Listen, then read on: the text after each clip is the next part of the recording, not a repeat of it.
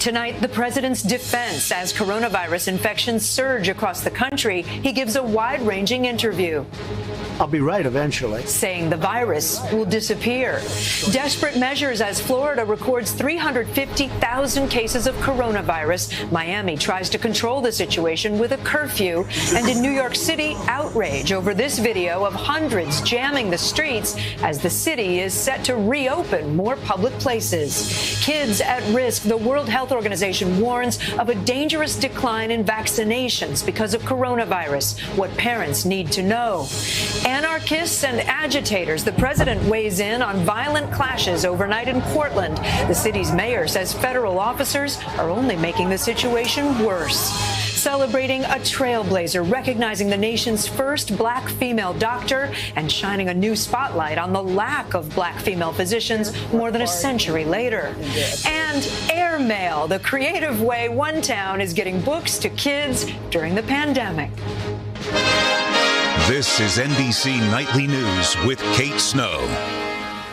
Good evening. Two new national polls show President Trump's political support falling as coronavirus cases continue to rise. One poll finding more than half disapprove of how the president is handling the pandemic. In a wide-ranging interview, Mr. Trump blamed China for the virus and again threatened to withhold funding from schools that don't open. He insisted many new cases are in young people who will recover quickly. His assessments often running counter to the messaging from public health officials, including Dr. Anthony Fauci, who the president labeled a bit of an alarmist. We begin with Kelly O'Donnell at the White House. As COVID rages, President Trump does not see the threat as a firestorm. We have embers and we do have flames. Florida became more flame-like, but it's going to be under control. Frustrated by soaring cases. Many of those cases are young people that would heal in a day. They have the sniffles, and we put it down as a test. He claims testing itself makes the situation appear worse. We find cases, and many of those cases heal automatically. We're finding, in a way, we're creating trouble. While the president boasts about testing capacity, we have the most and finest testing anywhere in the world. Today, the NIH director said results must come back faster. The average is about 3 days. But in some places, it's as long as a week. And that really undercuts the value of the testing. In the Fox News Sunday interview, the president, who often criticizes experts' mistakes, was pressed about his own. I'll be right eventually. I will be right eventually. You know, I said it's going to disappear. I'll say it again. But it's going to disappear. Does that discredit and I'll be right. The latest snapshot from voters shows the president's overall approval rating down to 39%. Democrat Joe Biden with a double-digit lead nationally in a new ABC News poll. Wading deeper into culture wars, the president defended those who embrace the Confederate flag. When people proudly had their Confederate flags, they're not talking about racism. They love their flag. It represents the South. They like the South. People right now like the South. He rejects the Pentagon's call to remove Confederate names from military bases. I don't care what the military says. I'm supposed to make the decision. And threatened to veto the defense spending package that mandates those changes. Go to the community. Say, how do you like the idea of renaming Fort Bragg? And then what are we going to name it? You're going to name it after the Reverend Al Sharpton? What are you going to name it, Chris? Tell me what you're going to name it. Kelly, the president was also asked if he takes responsibility for what many consider the lack of a national plan dealing with the pandemic. That's right, Kate. He did utter the words, "I take responsibility always," but then turned and blamed some governors for not doing a good enough job, accused Democrats of intentionally keeping schools and businesses closed to hurt him politically. Also today, the Biden campaign responded saying that the president has used deadly mismanagement and has avoided listening to scientific experts. Kate? Kelly O'Donnell at the White House for us. Kelly, thanks as always. Even as the president says the coronavirus will eventually disappear, the numbers today continue to rise in hotspots across the country. In South Carolina, a record number of new infections were reported today. And in Florida, for the 5th straight day, new cases topped 10,000. Here's NBC's Sam Brock. On Miami Beach's famed Ocean Drive, it's casual activity by day, party over by night. Everything's shut down. Everything's shut down. It's not, at 8 o'clock. The 8 o'clock curfew, the earliest in South Florida. We've seen larger crowds coming out to Miami Beach not adhering to social distancing guidelines, not wearing face covers. Tonight, Florida's numbers continuing to pace the country. Nearly 12,500 more infections Sunday pushed the total to 350,000. Miami-Dade temporarily stopped reporting the percent of people testing positive. At last check, 27%. Telling NBC News, in part, its officials are meeting with State Department of Health statisticians on Monday to go over discrepancies. While the numbers tell a story, so does the eye test. And street parties like this Osceola County affair last weekend have officials extremely concerned. Things getting worse, not just in Florida, but other hot spots like Houston, too. More than half of the beds in the Texas Medical Center are COVID positive patients right now. Texas notching record numbers while still digesting the shock of Saturday's news of sick children. We found out 85 children under the age of 2 tested positive for COVID-19. How is that possible? So COVID infects everyone, regardless of their age. COVID is infecting the very young, the very old. California providing more disturbing evidence of that reality. After Bay Area station KNTV uncovered nearly 1,000 cases of COVID-19 in childcare facilities across the state. Just make sure the centers are doing everything possible just to make sure they're not spreading. In Los Angeles, where the case total tops 150,000, the mayor is edging toward another shutdown. How much worse does it have to get in Los Angeles before you feel compelled to issue another stay-at-home order?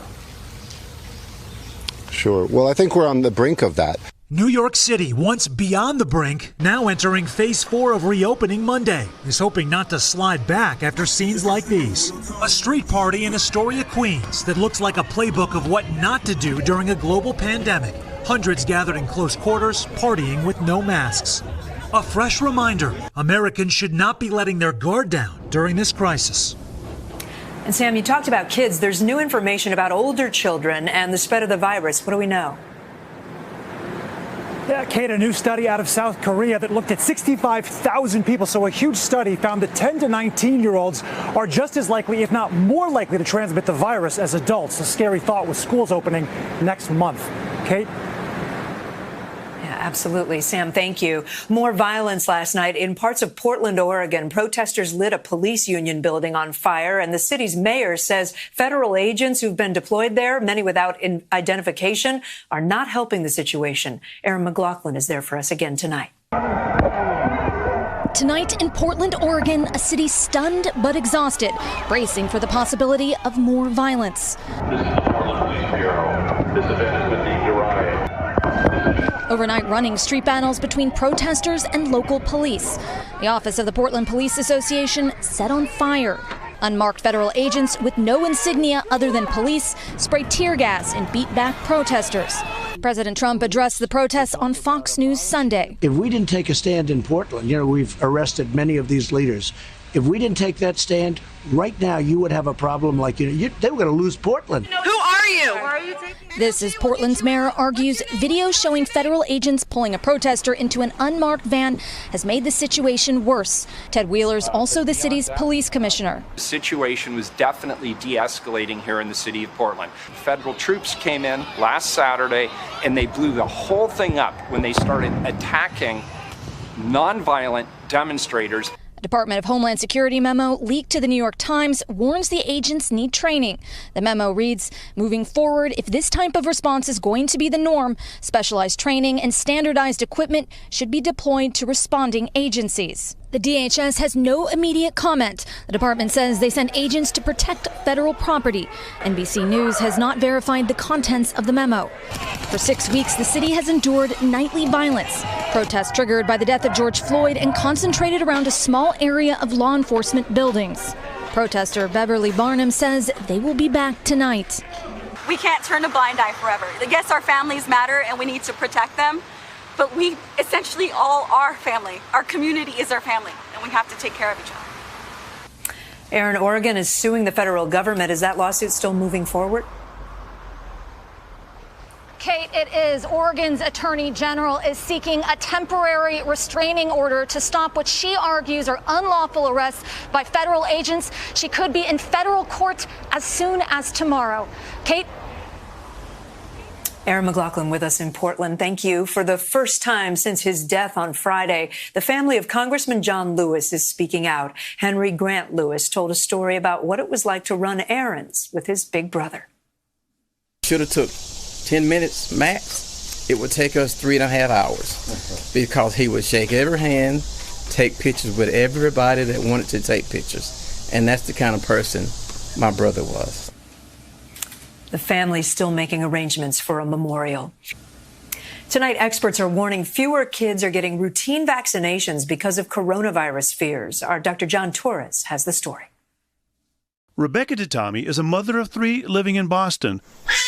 Her kids all under the age of 4. I only have 2 hands, so sometimes it's tough.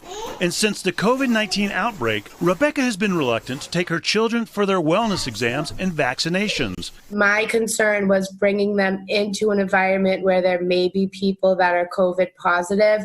Rebecca is not alone. The National Foundation for Infectious Diseases reports that the overall number of well child office visits is down by about 50% since the pandemic started. And the World Health Organization sounding the alarm this week, saying the avoidable suffering and death caused by children missing out on routine immunizations could be far greater than COVID-19 itself. That warning and decline in visits is why doctors and nurses at Boston Medical Center started coming to see patients, like Rebecca's children, in a mobile vaccination unit. When they pulled up, the pediatrician was there, the nurse was there. Dr. Eileen Costello is a pediatrician who is part of the mobile unit team. Why did you start doing these house calls? Early in the pandemic, there was a lot of fear in the community, and we knew that this was going to cause dramatic reductions in our rates of vaccinations. And so we decided to go bring the vaccines to the families. Since April, the hospital has been able to vaccinate 600 children in the Boston area. Dr. Costello wants to ensure that children don't risk getting exposed to other preventable illnesses like measles or mumps because their parents don't want to go to a doctor's office. The CDC and the American Academy of Pediatrics are urging doctors to maintain vaccination schedules, especially for the youngest children. We vaccinate early in life because that's when kids are most at risk of these potentially devastating illnesses. What would you tell parents about getting flu shots for their kids, especially as they start heading back to school? This year, we're particularly worried about the intersection of influenza and coronavirus. Nobody knows what the impact is if you contract both of those viruses at the same time. Doctors using unconventional ways to ensure children in their communities stay healthy and safe. Dr. John Torres, NBC News. So important. Still ahead, record heat hitting parts of the country today. When will we see some relief? And the story of a trailblazing black female doctor paving the way for others in the field. For millions of Americans, today was sweltering. Heat advisories have been issued for cities from the Midwest to the Mid-Atlantic and New England. Because of the high humidity, it felt like it was over 100 degrees there. It's likely to remain hot for much of the coming week. Now to our ongoing series, Inequality in America. This past week, the nation's first black female doctor finally got some long overdue recognition. And while she's celebrated, the hard truth is that black women still make up a disproportionately small percentage of physicians. We decided to take action and do something to acknowledge this medical pioneer who died 125 years ago. On Thursday, her grave finally received a proper headstone. Dr. Rebecca Lee Crumpler was the first black female physician in the U.S. I was told that people come looking for her, but she doesn't have her gravestone. There aren't even images of Dr. Crumpler, but she wrote this book, graduated from the New England Female Medical College in 1864 at what's now Boston University. People need to know her story. Dr. Melody McLeod is an OBGYN in Atlanta who helped fund an exhibit about Dr. Crumpler at BU, the alma mater they both share. When the Civil War ended, Dr. Crumpler moved to Virginia to treat recently freed slaves. The white doctors would not touch these recently freed slaves. So for her to do that, I just think it's a remarkable story, and she overcame all that. She survived and thrived. She was a pioneer. Absolutely. But more than 100 years later, only 5% of active physicians identify as black or African American, and women make up around 2%. Last year, around 4,000 black females enrolled in medical school, compared to about 22,000 white females. it's a predominantly white male institution. And I just think it's really positive that we are all here breaking into this institution. Sabria Parnell, Kaelise Green, and Rachel Ingraham are med students at BU now. It took Rachel 8 years to get here after college. I didn't see myself reflected in physicians, so I didn't really know if I could do it. Do you think a lot of Black Americans get that message that this isn't something for you? Definitely. They also see the impact of decades of distrust of doctors in their community. If there is an institution you don't trust, why would you want to be a part of it? And the more that they can see someone that looks like them and trust, I think will also help break down some of the health disparities. Bringing more diversity to the field, they say, also creates role models. Black women are out there. We are surgeons. We're delivering babies, so we need more. But I'm happy with what we've done, but we have a lot more to do. Dr. Crumpler was just the first of many. I think that we are standing on their shoulders and can make something new of what they have already brought to us. So the other little girls who come after us will hopefully build on what we are going to do in the future. Dr. McLeod told me she wants to see a statue of Dr. Crumpler in the state of Virginia. When we come back, when the COVID pandemic kept kids out of the library came to them.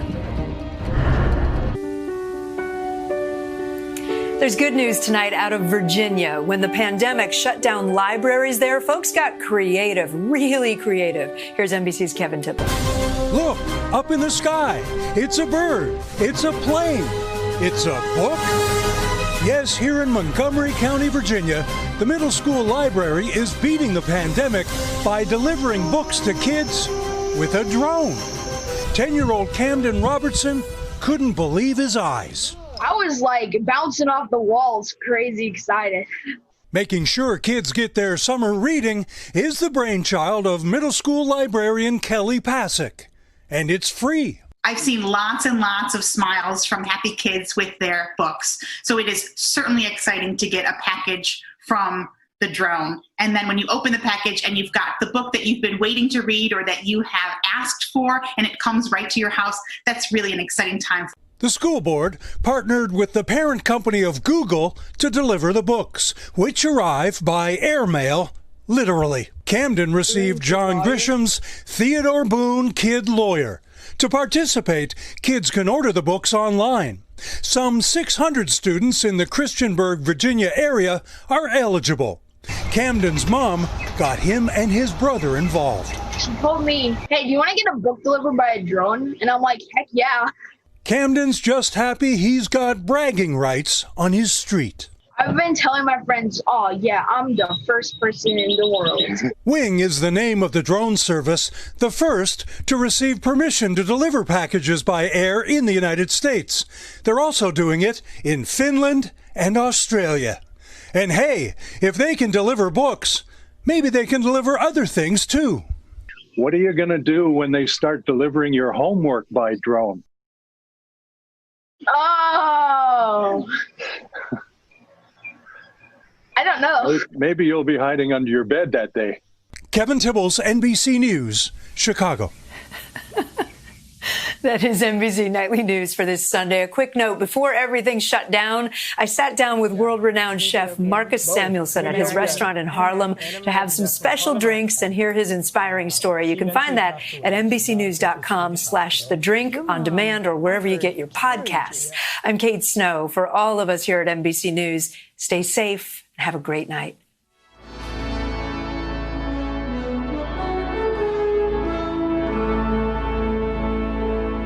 Hey, NBC News fans, thanks for checking out our YouTube channel. Subscribe by clicking on that button down here and click on any of the videos over here to watch the latest interviews, show highlights, and digital exclusives. Thanks for watching.